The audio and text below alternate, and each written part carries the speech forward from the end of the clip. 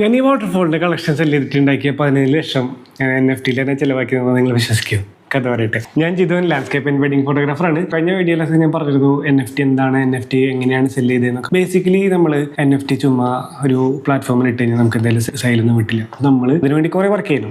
ഒരു മാസമൊക്കെ നമ്മളെ കുറിച്ച് പ്രൊമോട്ട് ചെയ്താലേ ഒരു സെയിലൊക്കെ കിട്ടുള്ളൂ. അപ്പൊ നല്ല പണിയുണ്ട് ആക്ച്വലി. ഭയങ്കരമായിട്ട് ട്രെയിൻ ആവും. നമ്മുടെ ഫോട്ടോസ് അടിപൊളിയാണ് അല്ലെങ്കിൽ നമ്മുടെ വീഡിയോസ് അടിപൊളിയാണ്, അപ്പൊ നമുക്ക് സുഖമായിട്ട് സെയിൽ കിട്ടുന്നത് അങ്ങനെയൊന്നും ഇല്ല കേട്ടോ. ചിലപ്പോൾ കമ്പാരിറ്റീവ്ലി നമ്മുടെ ഫോട്ടോക്കെല്ലാം മോശം ഫോട്ടോക്കെ ആയിരിക്കും സെയിൽ കിട്ടുക. പക്ഷെ അവർക്ക് നല്ല സ്റ്റോറി ഉണ്ടാവും, അവരെ നന്നായിട്ട് അവതരിപ്പിച്ചിട്ടുണ്ടാവും, അങ്ങനെയാണ് അവർക്ക് സെയിൽ കിട്ടുക. ഇതൊരു കമ്മ്യൂണിറ്റി ഡ്രിവൺ പരിപാടിയാണ്. നമ്മൾ ഇൻഡിവിജ്വൽ ഒരു ആളെ പ്രൊമോട്ട് ചെയ്യുന്നതിനേക്കാളും ബെസ്റ്റ് അതൊരു കമ്മ്യൂണിറ്റിയിലെ കാര്യമായിട്ട് ചെയ്യുകയാണെങ്കിൽ, ഒരു കമ്മ്യൂണിറ്റിനെ പ്രൊമോട്ട് ചെയ്യുക, ബാക്കിയുള്ളവർക്ക് അത് പറഞ്ഞു കൊടുക്കുക, അവരെ സെയിലിന് വേണ്ടി ഹെൽപ്പ് ചെയ്യാം, അവരെ സാധനങ്ങൾ മേടിക്കുക, അങ്ങനെ കുറേ കാര്യങ്ങൾ ചെയ്താലേ നമുക്ക് കമ്മ്യൂണിറ്റി ബിൽഡ് ചെയ്യാൻ പറ്റുള്ളൂ. ആ കമ്മ്യൂണിറ്റി വന്നാൽ നമ്മളൊരാളെ ഹെൽപ്പ് ചെയ്ത പോലെയാണ് അവർ നമ്മളെ ഹെൽപ്പ് ചെയ്യുള്ളൂ. ഞാനിപ്പോൾ ഫോട്ടോഗ്രാഫി കമ്മ്യൂണിറ്റിയിൽ ഉണ്ടായിരുന്നു, ആർട്ട് കമ്മ്യൂണിറ്റിയിൽ ഉണ്ടായിരുന്നു. അപ്പോൾ കേരളത്തിലെ NFT മലയാളി എന്നൊരു ഭയങ്കര ഫേമസ് ഗ്രൂപ്പ് ഉണ്ടായിരുന്നു. ആ ഗ്രൂപ്പിലത്തെ കുറച്ച് ആൾക്കാരെ NFTക്ക് ഞാൻ വാങ്ങിയിരുന്നു. ഫോട്ടോഗ്രാഫേഴ്സിന് കുറേ NFT ഞാൻ വാങ്ങിയിരുന്നു. ഓൾസോ പിന്നെ ഇത് നമുക്ക് സ്റ്റോക്ക് വാങ്ങണ പോലെയായിരുന്നു ചില NFT. BAYC ഒക്കെ ഇല്ലേ, കുറേ NFTs ഉണ്ട്. അപ്പോൾ ഞാൻ അത് വാങ്ങിയിരുന്നു. അത് 2023 കഴിഞ്ഞപ്പോൾ നമ്മുടെ ക്രിപ്റ്റോ മാർക്കറ്റ് ഭയങ്കരമായിട്ട് ഡൗൺ ആയി. അപ്പം NFT-യുടെ മാർക്കറ്റ് ഭയങ്കര ഡൗൺ ആയിരുന്നു. നമ്മളിപ്പോൾ അന്ന് 5 ലക്ഷം 6 ലക്ഷം രൂപയ്ക്ക് മേടിച്ച സാധനം ഇപ്പോൾ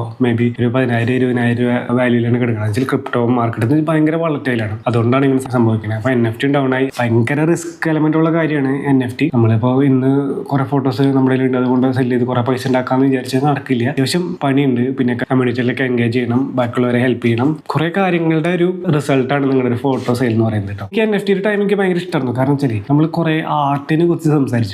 ഒരാളുടെ ആർട്ടിനെ കുറിച്ച്, ആളുടെ വേർഷൻ ഓഫ് കഥ നമ്മൾ അറിയുമ്പോൾ നമ്മൾ പെട്ടെന്ന് കണക്ട് ആവുമല്ലോ. ഞാനിപ്പോൾ ഈ പ്രൊഫൈലിൽ ഞാൻ ചുമ്മാ ഫോട്ടോസ് ഇട്ടിരുന്നെങ്കിൽ നിങ്ങൾക്ക് ഞാൻ ആരാണെന്നോ ഞാൻ എന്ത് ചെയ്യുന്നോ നിങ്ങൾക്ക് അറിയില്ലായിരിക്കും അല്ലേ. പറയുന്നത് കൊണ്ടാണ് നിങ്ങൾ എന്നെ ഇപ്പോൾ എനിക്ക് മെസ്സേജ് അയക്കുന്നത്. കുറേ ആൾക്കാർ എനിക്ക് 2 ദിവസമായിട്ട് നിറയെ മെസ്സേജ് വരുന്നുണ്ട്. എല്ലാവരും ഭയങ്കര സപ്പോർട്ടീവായിട്ട് ചെയ്യുന്നുണ്ട്. എൻ്റെ മെയിൻ അക്കൗണ്ടിലും കൂടുതൽ സ്നേഹവും സപ്പോർട്ടും എനിക്ക് ഈ ചെറിയൊരു അക്കൗണ്ടിൽ നിന്ന് കിട്ടുന്നുണ്ട്. നമ്മളെ കുറിച്ച് പറയാൻ, നമ്മൾ ആർട്ടിനെ കുറിച്ച് പറഞ്ഞാലാണ് ഏറ്റവും കൂടുതൽ കണക്ട് ആവുക. അതുപോലെ തന്നെയായിരുന്നു NFT-യിൽ. നമ്മൾ ആ സമയത്ത് കുറേ ആർട്ടിസ്റ്റുകളായിട്ട് കമ്പനി ആയി. ഫോട്ടോഗ്രാഫർ ആയിരുന്നു. ഫോട്ടോഗ്രാഫി ഒരു ഗ്രൂപ്പിലായിരുന്നു ഞാൻ എപ്പോഴും. ഇപ്പോൾ പല ഫീൽഡിൽ നിന്നുള്ള ഫ്രണ്ട്സ് ഉണ്ട്. ഇപ്പോൾ സൂരജ് ആയാലും അന്ന് ഞങ്ങൾ NFT-ൽ പരിചയപ്പെട്ടതാണ്. ഇപ്പോൾ നമ്മളെ ഫ്ലാറ്റ്മേറ്റ് ആണ്. നടമയില് മെലിം ചേട്ടൻ, അങ്ങനെ കുറേ ആൾക്കാർ നമുക്ക് ഇപ്പോഴും കണക്ഷൻസ് ഉണ്ട്. അപ്പോൾ അങ്ങനെ കുറേ നല്ല കാര്യങ്ങൾ NFT-ൽ ഉണ്ടായിരുന്നു കേട്ടോ. നിങ്ങൾ ചോദിക്കണമെങ്കിൽ NFT വരുമോ? 2021-22 സമയത്ത് എത്തീരിയത്തിനൊക്കെ $4,600 വന്നായിരുന്നു. അത് ഡൗൺ ആയിട്ട് $800 വരെ എത്തി.